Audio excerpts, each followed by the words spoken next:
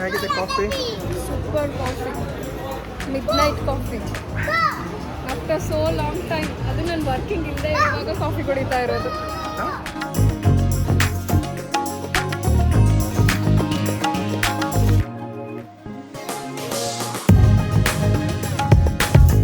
Hi all, welcome back to my channel. ನೀವೆಲ್ಲ ಚೆನ್ನಾಗಿದ್ದೀರಾ ಅಂತಲೇ ಭಾವಿಸ್ತೀನಿ. ನಾನು ಕೂಡ ಚೆನ್ನಾಗಿದ್ದೀನಿ. ನಿನ್ನೆ ಭಾನುವಾರ ರಥಸಪ್ತಮಿ ಪ್ರಯುಕ್ತ ನಾನು ಅಮ್ಮನ ಮನೆಗೆ ಹೋಗಿದ್ದೆ. ಅಲ್ಲಿಂದ ಹಾಗೆ ನಾನು ಸ್ಕೌಟ್ ಆ್ಯಂಡ್ ಗೈಡ್ ಗ್ರೌಂಡಿಗೆ ಬಂದೆ. ಅಭಿಲಾಷ, ಏನು ವಿಶೇಷ ಇಲ್ಲಿ ಅಂತ ನೀವು ಕೇಳೋದಾದರೆ ಹೇಳ್ತೀನಿ, ಕೇಳಿ. ಇಲ್ಲಿ ಒಂದು ವಿಭಿನ್ನ ಶೈಲಿಯ ಎಕ್ಸಿಬಿಷನ್ ನಡೀತಾ ಇದೆ. Dastkar handloom handicraft life style expo. ಒಂದಿಷ್ಟು ಜನರಲ್ ಇನ್ಫಾರ್ಮೇಷನ್ ಹೇಳ್ಬಿಡ್ತೀನಿ, ನಂತರ ವ್ಲಾಗ್ ಕಂಟಿನ್ಯೂ ಮಾಡೋಣ.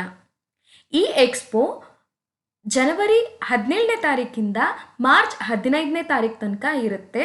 ಟಿಕೆಟ್ ಏನೂ ಇರೋದಿಲ್ಲ, ಫ್ರೀ ಎಂಟ್ರಿ ಇರುತ್ತೆ. ಜಾಗ ಗೊತ್ತಿದೆ ಅಲ್ಲ? ಸ್ಕೌಟ್ ಆ್ಯಂಡ್ ಗೈಡ್ ಮೈದಾನ, DC ಆಫೀಸ್ ಮುಂಭಾಗ. ಇಲ್ಲಿ ನನ್ನನ್ನು ಮೇನ್ ಅಟ್ರ್ಯಾಕ್ಟ್ ಮಾಡ್ತಾ ಇರೋದೇ ಮುಖ್ಯವಾಗಿ ಈ ಪಿಂಗಾಣಿ ವಸ್ತುಗಳು. ನನಗೆ ಈ ಪಿಂಗಾಣಿ ವಸ್ತುಗಳಂದರೆ ತುಂಬಾ ಇಷ್ಟ. ಇಲ್ಲಿ ತುಂಬಾ ಡಿಫ್ರೆಂಟ್ ಆಗಿರೋ ಕಾಫಿ ಮಗ್ಸ್ಗಳು ಸಿಗುತ್ತೆ, ಮನೆಯಲ್ಲಿ ಉಪಯೋಗಿಸೋ ಅಂಥ ಕ್ರಾಕರೀಸ್ಗಳು ಸಿಗುತ್ತೆ, ಫ್ಲವರ್ ವಾಸ್ ಇರಬಹುದು, ಕೆಟಲ್ ಇರಬಹುದು, ಒಂದಕ್ಕಿಂತ ಒಂದು ತುಂಬಾ ಚೆನ್ನಾಗಿದೆ.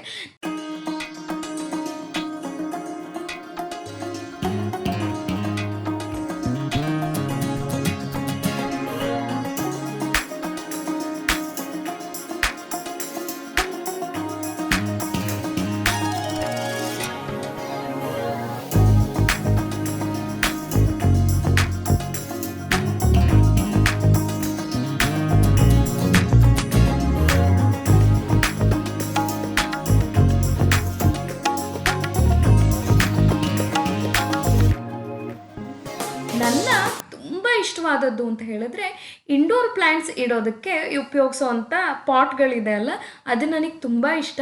ಇಲ್ಲಿ ಯಾವುದೇ ರೀತಿ ಎಕ್ಸಿಬಿಷನ್ ಬಂದಾಗಲೂ ನಾನು ವಿತೌಟ್ ಮಿಸ್ ತೊಗೊಳ್ತೀನಿ.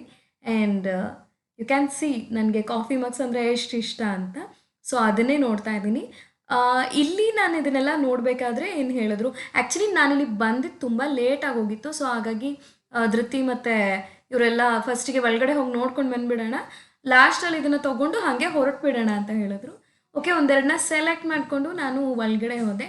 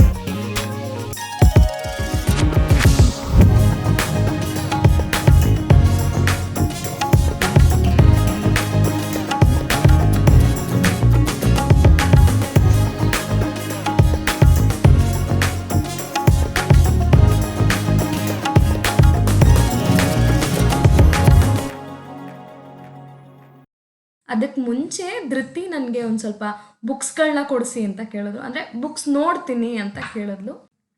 ಬೇರೆ ಏನಾದರೂ ಕೇಳಿದ್ರೆ ಇಲ್ಲ ಅಂತ ಹೇಳ್ಬೋದು, ಪುಸ್ತಕ ಕೇಳಿದ್ರೆ ಇಲ್ಲ ಅಂತ ಯಾವ ಪೇರೆಂಟ್ಸ್ ತಾನೇ ಹೇಳ್ತಾರೆ. ಹಾಗಾಗಿ ನಾವು ಕೂಡ ಪುಸ್ತಕ ಮಳಿಗೆಗೆ ಫಸ್ಟ್ ಹೋದ್ವಿ. ಆದರೆ ಧೃತಿ ಹುಡುಕ್ತಾ ಇದ್ದಿದ್ದ ಪುಸ್ತಕ ಸಿಕ್ಕಲಿಲ್ಲ. ನಾನೊಂದೆರಡು ಬುಕ್ ಸಜೆಸ್ಟ್ ಮಾಡಿದೆ, ಅದು ಬೇಡ ಇವಾಗ ಅಂತ ಹೇಳಿದ್ಲು. ನಂತರ ನಾನೊಂದು ಪುಸ್ತಕನ ತುಂಬ ಹುಡುಕ್ತಾ ಇದ್ದೆ. ಎಸ್, ಇಕಿಗಾಯ್ ಪುಸ್ತಕ. ಇದು ನನಗೆ ಬೇಕಿತ್ತು. ಒಂದೆರಡು ತಿಂಗಳಿಂದ ಟ್ರೈ ಮಾಡೋಣ ಅಂತ ಅಂದ್ಕೊಂಡೆ. ಸೊ ನಾನೊಂದೆರಡು ಪುಸ್ತಕನ ಕೊಂಡ್ಕೊಂಡು ಮತ್ತು ಒಳಗಡೆ ಹೊರಟ್ವಿ. ಇಲ್ಲಿ ನೀವು ನೋಡ್ತಾ ಇದ್ದೀರಾ ಕಂಚಿನ ವಸ್ತುಗಳನ್ನ ನಾವಿಲ್ಲಿ ನೋಡಬಹುದು. ಬೆಲ್ಸ್ ಇರಬಹುದು, ವಿಗ್ರಹಗಳಿರಬಹುದು, ಮನೆಯ ಅಲಂಕಾರಿಕ ಸಾಮಗ್ರಿಗಳಿರಬಹುದು, ಅದನ್ನೆಲ್ಲ ನಾವಿಲ್ಲಿ ನೋಡಬಹುದು.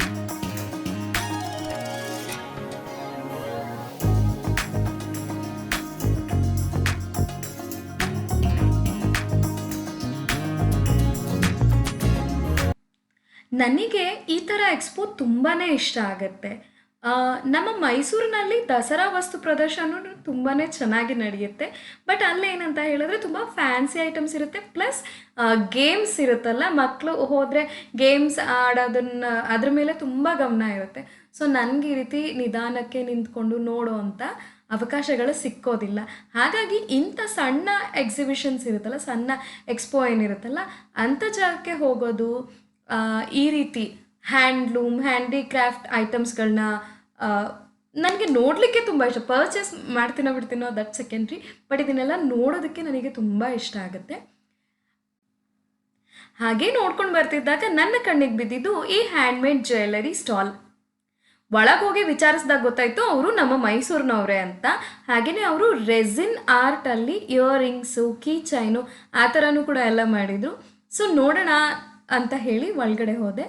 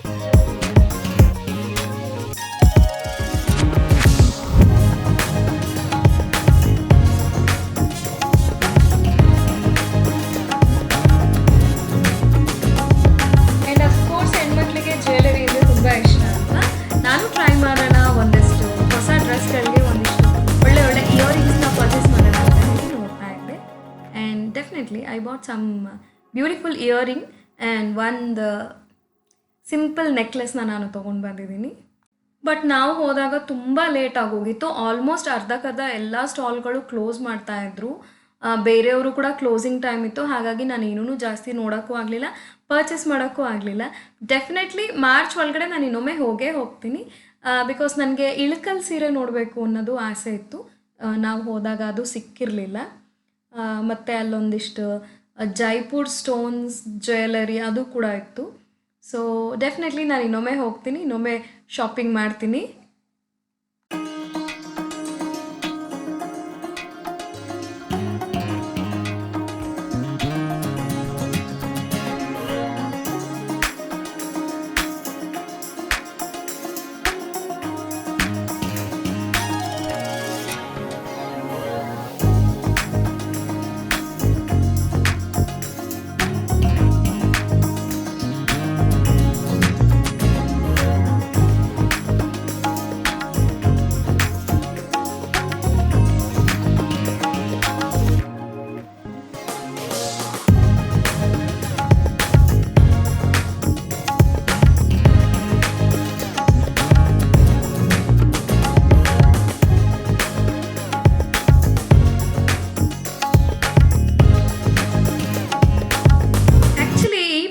ಚೀಕು ಏನೂ ಕೇಳಲಿಲ್ಲ, ಅವಳು ಅವಳದೇ ಲೋಕದಲ್ಲಿದ್ಲು. ಬಟ್ ನನಗೇ ಏನಾದರೂ ತೊಗೊಳ್ಬೇಕು ಅಂತ ಅನಿಸ್ತು. ನಾಟ್ ಫಾರ್ ಚೀಕು, ನಮ್ಮ ಅಕ್ಕಪಕ್ಕ ಇದ್ದಾರಲ್ಲ ಇಬ್ಬರು ಪುಟಾಣಿಗಳು, ಅವರಿಗೇನಾದ್ರು ತೊಗೊಳ್ಬೇಕು ಅಂತ ಅನಿಸ್ತು. ಆ್ಯಸ್ ಐ ಟೋಲ್ಡ್ ಯು, ನಾನು ತುಂಬ ಲೇಟಾಗಿ ಹೋಗಿದ್ದ ಕಾರಣ ಏನೂ ಅಂತ ತೊಗೊಳ್ಲಿಕ್ಕಾಗಿಲ್ಲ.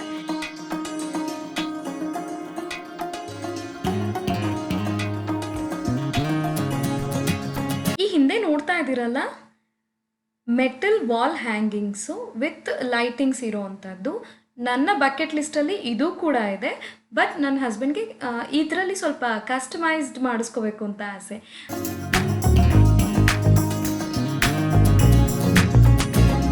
ಅಗೇನ್ ಇಲ್ಲಿ ಖಾದಿ ವಸ್ತ್ರಗಳನ್ನ ನಾವು ನೋಡಬಹುದು. ಈ ಲೆಹೆಂಗಾ ಆ್ಯಕ್ಚುಲಿ ನನಗೆ ಇಷ್ಟ ಆಯಿತು. ನಾನು ಕೇಳಿದೆ ಧೃತಿಗೆ ಹಾಕ್ಕೊಳ್ತೀಯ ಅಂತ. ಶಿ ಸೆಡ್ ನೋ ಅಂತ. ಒಂದಿಷ್ಟು ಏನಾದ್ರು ನೋಡೋಣ ಅನ್ನೋ ಅಷ್ಟರೊಳಗೆ ಇಲ್ಲ ಲೇಟ್ ಆಗ್ತಾ ಇದೆ, ಹೊರಟು ಬಿಡೋಣ ಅಂತ ಹೇಳಿ ಹೊರಟ್ವಿ. ಅಂದರೆ ಇನ್ನೊಮ್ಮೆ ಬರ್ತೀವಿ ಅನ್ನೋ ಪ್ಲ್ಯಾನ್ ಇತ್ತಲ್ಲ, ಹಾಗಾಗಿ ಹೊರಟು ಬಿಡೋಣ ಅಂತ ಹೊರಟ್ವಿ.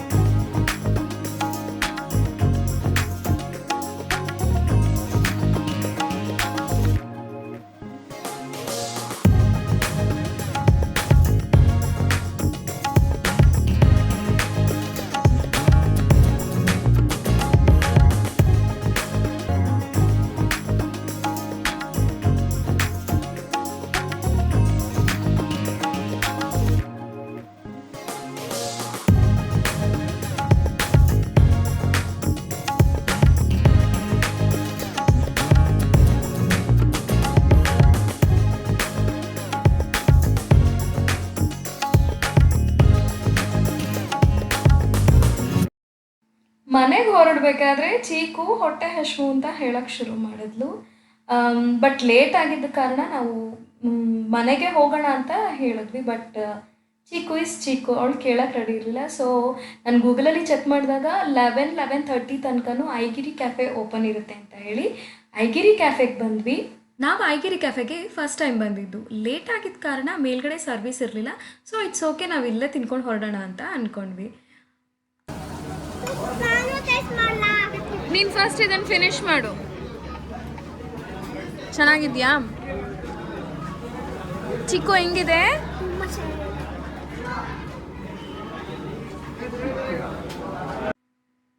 ಇಲ್ಲಿ ಬಿಸಿ ಬಿಸಿಯಾಗಿ ತುಂಬಾ ರುಚಿಕರವಾದಂಥ ತಿಂಡಿ ತಿನಿಸುಗಳನ್ನ ತಿಂದ್ವಿ.